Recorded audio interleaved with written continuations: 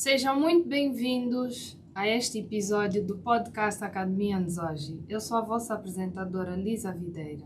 Se ainda não fizeram, por favor, façam agora. Cliquem no botão de subscrever para receberem mais episódios desse podcast, pois eu quero partilhar convosco conhecimento, conselhos e dicas e tudo aquilo que é oportuno para aprendermos juntos e crescermos juntos. Portanto, hoje eu quero vos falar sobre o tema os 6 passos para ser mais produtivo. Eu sei que nós somos seres que estamos constantemente a limitar-nos.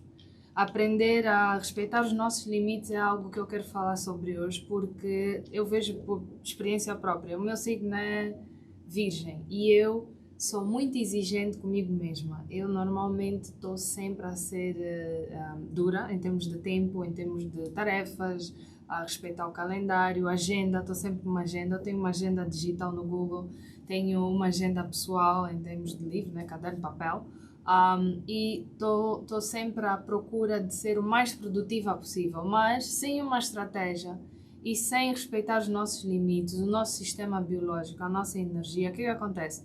Acabamos por ser muito duros conosco, né, pessoalmente, e não conseguimos aceitar o facto simples de que somos seres humanos, temos altos e baixos, picos de energia ao longo do dia, que é bom compreender como é que nós funcionamos. Por exemplo, eu sou um tipo de pessoa que sou extremamente produtiva durante o período da manhã. Gosto de almoçar o mais tardar possível, que é 14 horas, e depois do almoço, quando eu começo a fazer a digestão, o meu sistema parece que entra num modo de hibernação. Eu fico muito mais lenta em termos de capacidade de raciocínio, preguiçosa, eu quero mesmo quase procrastinar em tudo o que faço e evito tarefas muito difíceis. Só as coisas mais fáceis é que eu gosto de fazer.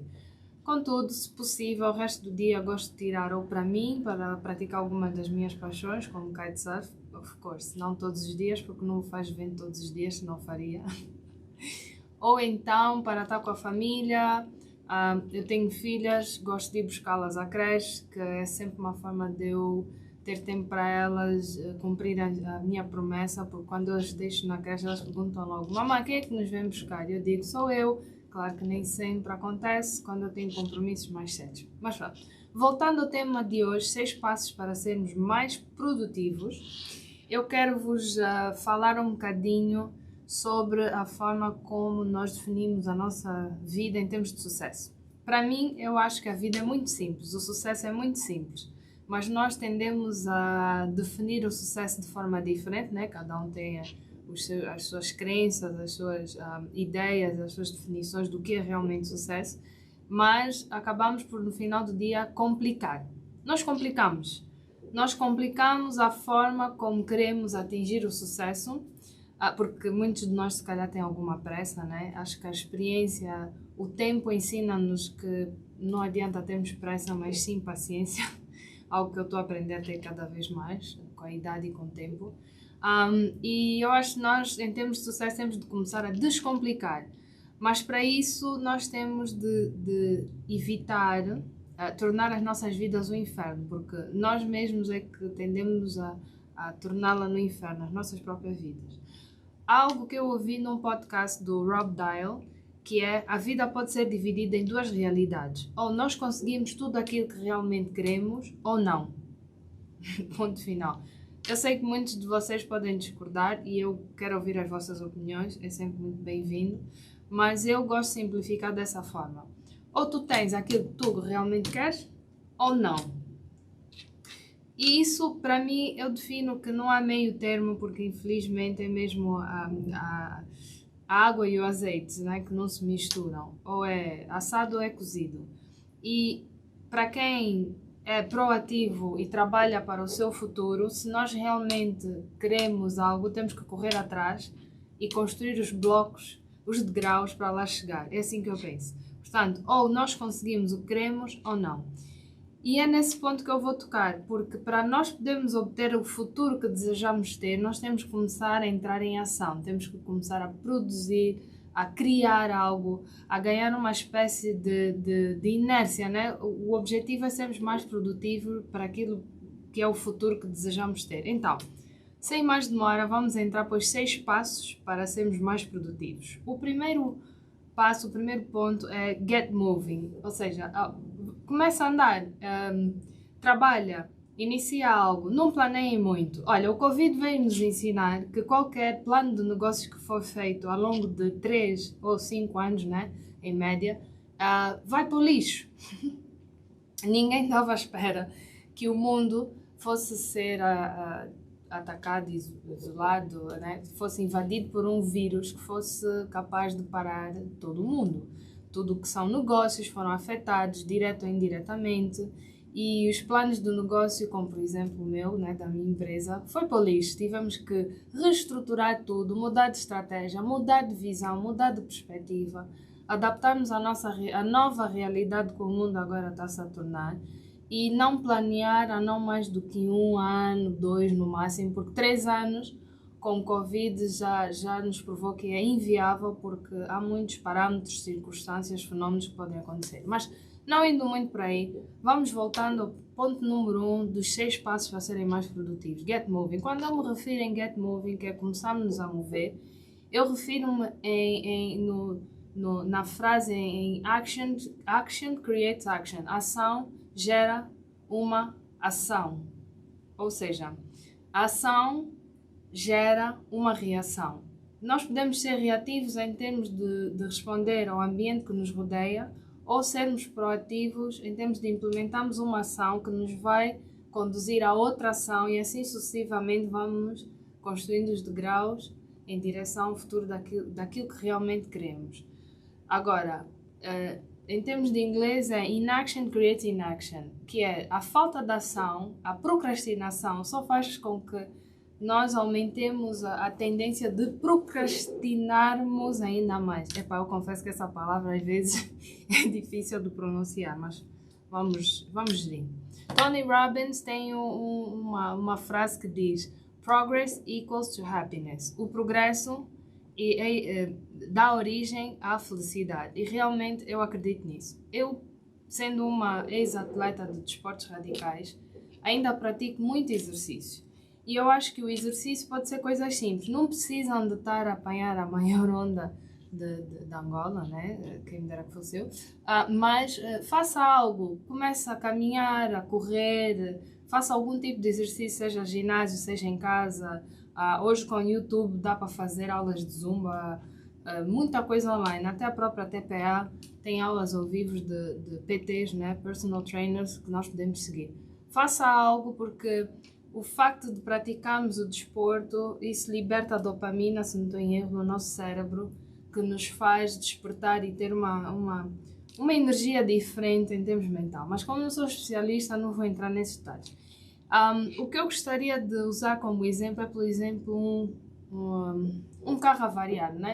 Se o carro avaria na rua e nós queremos dar um empurrão, ele vai abaixo, não está a pegar. Queremos dar um empurrão, né? Se for automático, está-se mal. Mas o manual, que dá para empurrar, né? E ele, nos primeiros centímetros, né? Nem metros, nos primeiros centímetros, para ele começar a andar, pedimos sempre ajuda aos miúdos ou alguém que está a passar, para nos dar ali um empurrão para ganharmos um pouco de inércia. No princípio é difícil, porque é preciso muita força para pôr um carro de 1000 e tal quilos, né? Mais ou menos a média, em movimento. Mas uma vez o carro esteja a movimentar-se, nós conseguimos facilmente, só com um braço quase a empurrar e outro no volante, a continuar a manter o carro em movimento. Portanto, eu falo nessa perspectiva, que é, para ganharmos inércia, no princípio vai ser sempre muito difícil.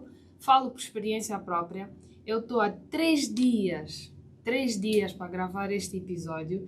No meio desses 3 dias já surgiu um painel para o lançamento de um produto novo de uma empresa de telecomunicações. Já fui resolver um assunto que perdi uma manhã inteira no banco, outro assunto que perdi meia tarde na End, por acaso até foram rápidos e estava tudo organizado. Ups, já passei propaganda, mas não faz mal. Então, comecem com pequenos passos. conquistas. Não planeiem muito, eu planeei muito para esse episódio. Tenho aqui o computador aberto, como vem, com o meu script, para poder estar dentro daquilo que são os pontos. Comecem. Nós somos seres humanos, até eu vou errar e antes de mais peço desculpas, mas a ideia é começar, irmos evoluindo, eu vou evoluindo, vou rever, of course, o vídeo e vou ver os meus erros na próxima vez, prometo fazer melhor. Estamos aqui para isso, para aprender. Mas usem a atitude de get shit done, ok? Façam algo, cumpram os vossos objetivos, as vossas tarefas, façam uma to-do list. Há pessoas que não gostam de fazer, mas pelo menos para o dia, tentem fazer uma to-do list. Oh, sorry, que está aqui, estou com o telefone na frente. Como eu estava a dizer, façam uma to-do list, façam uma pequena lista de tarefas que têm que fazer no dia. Atenção, vivemos em Angola, é muito difícil cumprir mais do que, sei lá, 5 objetivos, é muito. Principalmente se forem objetivos em locais diferentes, porque estamos à mercê de um trânsito que é imprevisível e nunca sabemos quando é que vamos ser completamente parados na via, né? Mas eu diria que se cumprirmos 3 a 4 objetivos num só dia, 2 no período da manhã, 2 no período da tarde, é uma conquista. Ao longo de 365 dias, estamos a falar de quase 4 vezes 365 objetivos, né? Para 4 objetivos por dia vezes 365 dias, façam as contas da bué de tarefas e objetivos alcançados ao longo de um ano. Mas vamos voltar aqui ao nosso ponto. Portanto, eu mencionei o ponto número 1 é get moving, ou seja, comece, entre em ação, faça algo, começa a inércia, né, o movimento. Atenção, para o pessoal que é viciado no Netflix, durante algum período, quando querem atingir um objetivo específico, tentem limitar um bocadinho o Netflix. Eu sei que estão viciados na Casa do Papel. Eu, neste momento, estou viciada no Squid Games, que fico ansiosa em saber quem vai morrer no próximo jogo. Não é muito nice, mas é mesmo isso. Fico ansiosa em ver o próximo episódio do Squid Games, né, que é uma febre. Mas realmente tive que limitar a ver só nos fins de semana, para durante a semana poder dormir a horas ou mais cedo e não muito tarde, porque aqui depois vê-se um episódio, depois é outro, depois é outro, depois é só play. Segundo ponto, que é dos 6 passos para sermos mais produtivos, é aprendermos sempre tudo o que nós pudermos, em termos de aprender sempre que pudermos, em termos de tempo. O que é que eu quero dizer com isso? Por exemplo, ouça um podcast como esse da Academia Anzoji, claro, para aprender sempre informação nova, informação durante o tempo que você está a conduzir, a lavar a louça, a caminhar no calçadão, no ginásio. Eu, por exemplo, uso muito do tempo que eu estou no ginásio para ouvir podcasts de americanos que eu sigo, Lewis Howes, Rob Dial, Jay Shetty, por exemplo. O Jay Shetty é o autor do Pense como um Monge, ou O Monge que Comprou um Ferrari. Ele é alguém que eu sigo muito, ouço muito o podcast e gosto. Tem informação, conteúdo sempre valioso para nós aprendermos. Portanto, enquanto está a limpar a casa, use esse tempo para aprender algo, até num vídeo no YouTube, pode estar a rolar. É importante. Outro meio de aprendizagem que eu uso é dedicar 20 a 30 minutos, não todos os dias, mas dia sim, dia não, a uma plataforma online. Por exemplo, eu uso Mindvalley. Por quê? Porque nós somos seres evolutivos. Eu acredito muito que nós temos uma sede inata em aprender algo novo, porque estamos em constante evolução. Então, é bom planearmos e evoluirmos para um ser melhor do que já somos, dedicando tempo à leitura, a este exemplo do áudio, né? Usar podcasts. Por exemplo, em 1 hora nós conseguimos ouvir um audiolivro resumido de mais ou menos 400 a 600 páginas no máximo. Hoje é possível. E isso é informação que está a ser adquirida. Portanto, o desafio que eu vos proponho para este segundo ponto, essa segunda dica, é descubra novas formas de aprender algo novo todos os dias. Um pouco de informação aqui e ali para manter o nosso cérebro sempre alimentado. Pode ser em qualquer lugar, pode ser qualquer meio, seja vídeo, seja áudio. Não só estamos ali scrolling up no Instagram. Portanto, essa é uma dica. O terceiro ponto é o Pomodoro, ou a técnica do tomate, que é um timer. Ou seja, é um temporizador de tomate, que acho que já devem ter visto nas cozinhas das mulheres, que ele basicamente nós giramos e ele, como se fosse um relógio, né, de antigamente, vai girando no sentido inverso, com base no número de minutos definidos. Portanto, esta técnica é usarmos 25 minutos para dedicarmos 100% da nossa atenção numa tarefa e depois tiramos 5 minutos, que é o intervalo curto, ou o intervalo mais longo de 10 minutos, e depois voltamos para os 25 minutos a dedicar numa segunda tarefa. Você não pode fazer nada mexendo no telefone, atender alguém que venha bater na sua porta, mudar de janela de trabalho no computador, distrair-se com um colega durante aqueles 25 minutos. A atenção é total, a não ser que a casa ou o escritório esteja a pegar fogo ou, no meu caso, as suas crianças estejam a trepar armários para roubar bolachas e de repente houve um estrondo enorme e vai ver quem é que se estatelou no chão. Isso já me aconteceu. Portanto, aí sim pode quebrar os 25 minutos. Porquê? Como seres humanos, quando nós dedicamos a nossa atenção num período de espaço bem definido, nós conseguimos ser extremamente produtivos. A história do multitasking, que eu antes acreditava ser verdade, que as mulheres são capazes de multitasking, por exemplo, conduzir um carro, falar ao telemóvel ao mesmo tempo, pôr um make-up. Não. Isto é algo que não é verdade, cientificamente não está provado e às vezes pode acabar em desastre. Portanto, não aconselho ninguém. Nós somos seres humanos eficientes quando nos focamos em uma tarefa de cada vez e fazemos de forma bem feita e não às 3 pancadas. Portanto, Pomodoro Technique ou Tomato Timer eu aconselho. Isso é bom fazer, por exemplo, 3 ou 4 tarefas, 25 minutos, 5 minutos de intervalo, 25 minutos, 5 minutos de intervalo. Isso dá mais ou menos 1h30 de muita produtividade feita num curto espaço de tempo e só depois fazer um intervalo ainda maior de 20 minutos, por exemplo, para tomar um café, que eu gosto de café, ou fumar um cigarro. Eu não fumo cigarro, mas quem fuma esteja à vontade. Portanto, eu uso essa técnica para ser mais produtiva no meu trabalho e realmente confesso que isso mudou a minha vida. No meu Google Chrome tem ali o app já instalado no topo.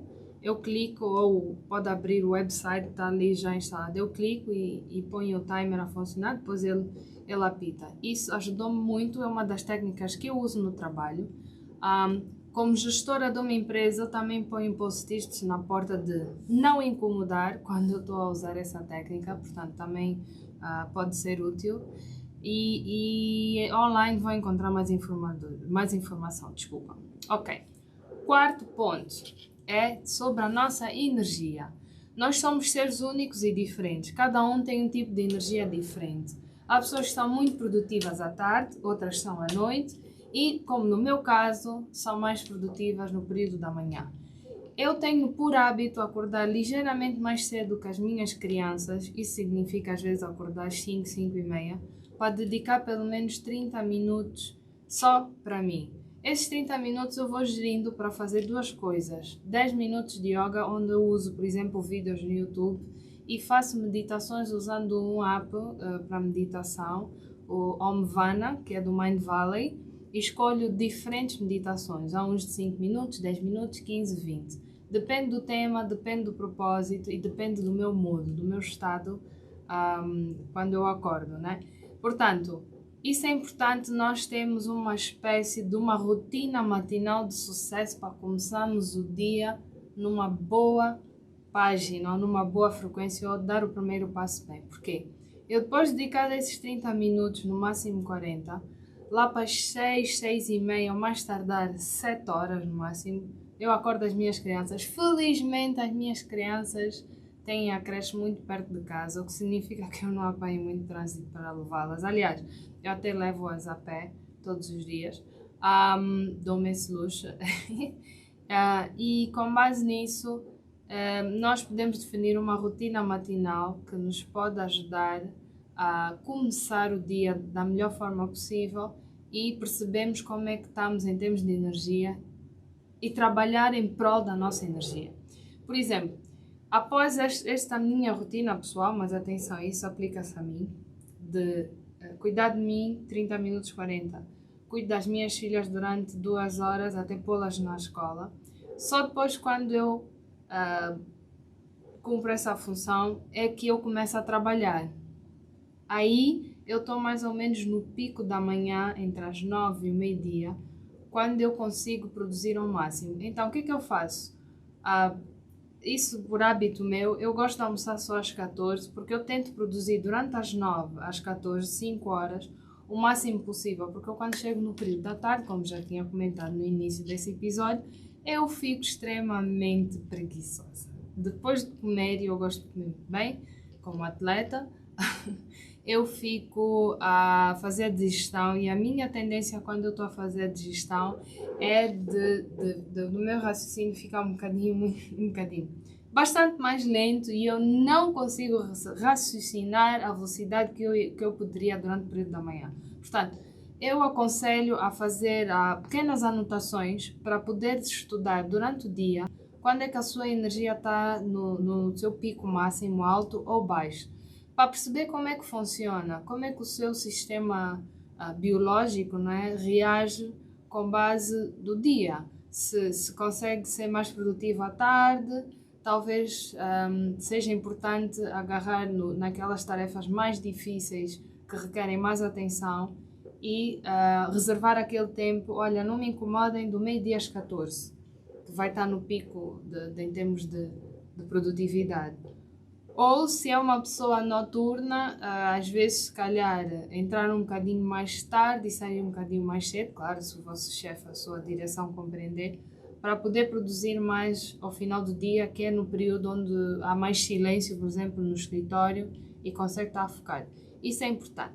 O quinto passo é definir um tempo limite. Isso é muito importante. Eu, desde que criei o meu próprio negócio e passei a fazer de tudo um pouco, para além de ser da diretora-geral, era do RH, era financeira, era RP, Relações Públicas, supervisionava os editores, supervisionava os programadores da plataforma, ou seja, quando se cria um negócio, nós temos que, com aquilo que temos em termos de recursos, temos que adaptar e fazer tudo um pouco, aprender, adquirir conhecimento para que as coisas avancem.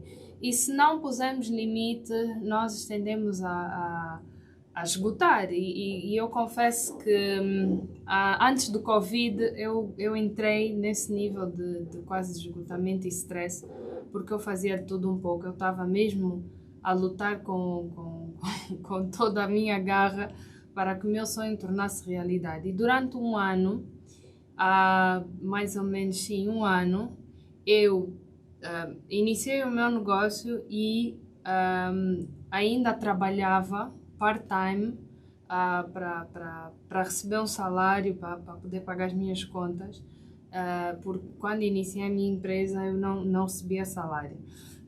E foi muito difícil porque na altura eu já era mãe, então eu tinha que gerir família, empregos part-time e ainda a iniciar um novo negócio. Eu quase que tive mesmo um esgotamento. Então, é importante termos definido um tempo limite, um cut-off time, que é um tempo de parar tudo. Ok, eu sou muito produtiva durante o dia, então 17 horas, fecha o computador, desliga o telefone, fiquem offline, saiam mesmo da rede e a partir das 17 tenham outra atividade a ser feita. No meu caso, eu vou buscar as minhas crianças à creche, chego a casa e dedico as próximas 2 horas a 3 só para as minhas filhas. E o meu filho de 7 anos, o Siken. O que é que eu faço? Dar lanche, brincar com elas, ver um bocadinho de bonequinhos que elas adoram ficar ali no sofá tirado em cima da mãe, que nem uma almofada para elas, né? Eu sou uma almofada. E depois pô-las a dormir. Esse processo consome 3 horas a brincar, quando eu dou conta o tempo já foi. e tira-me daquilo que é a minha mente cansada que só pensa em resolver, solucionar problemas e trabalho. Portanto, é importante termos esse tempo limite, porque existem vantagens e desvantagens de nós não controlarmos e não alocarmos tempo para outras atividades. Porque nós temos que pensar, ou eu trabalho para ter a vida que realmente quero, certo? Ou, agora estou a tentar ir buscar aquela, que é viver para trabalhar ou trabalhar para viver. São coisas totalmente diferentes. Eu posso viver para o meu trabalho, ok? Mas isso implica abdicar de momentos com a família, momentos para viver as paixões que eu adoro, porque eu adoro a água, né? Adoro o mar, adoro o surf, adoro o kitesurf. Momentos com os amigos, momentos para poder evoluir, aprender coisas novas e dedicar-me a novos projetos, por exemplo. Portanto, nós temos que balançar, porque quando nós passamos a viver para o trabalho, nós perdemos a noção disso e há uma linha muito ténue para nós respeitarmos. Nós facilmente perdemos o controle quando estamos a gerir empresas e negócios e estamos a trabalhar até mesmo para outros, né? Portanto, nós somos colaboradores, né? E estamos a trabalhar para as empresas. Portanto, tentem manter um balance, né? É muito importante manter esse equilíbrio, porque realmente é fácil passar a linha e normalmente os que mais sofrem são as nossas famílias, os nossos entes queridos. Portanto,